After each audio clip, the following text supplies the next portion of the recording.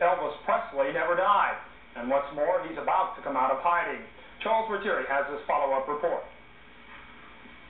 These women are members of a California Elvis fan club. They recently came in contact with this man, Steve Chances, a promoter out of Florida.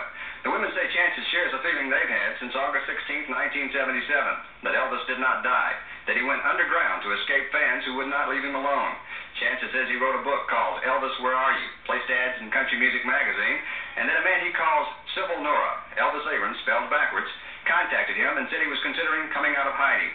The women say they've heard all the imitators and are almost convinced. This is Elvis's voice. These skeptics bother you a little. In the first place, I think you guys are crazy myself, so that don't mean anything.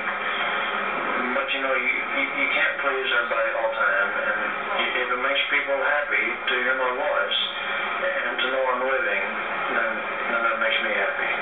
Today, the women visited Memphis State Speech and Hearing Center, where Dr. Walter Manning agreed to run spectrographs, voice prints, and compare the voices of Civil Nora and Elvis. Would a good imitation fool you? Well, it can often fool the individual listening to it. In some of the studies that have been done, the people sound the same perceptually, partly because the listener tends to fill in the gaps and I think, want it to sound like Rich Little or whoever he might be imitating, for example. But once you look at enough samples acoustically, you can usually, not always, you can usually see some differences. Dr. Manning says the spectrograph process takes a while, but he should have the results in a few days. We'll have a follow-up report. Charles Retieri, Channel 13, Eyewitness News. Well, let's turn to sports. Charlie B. Watson.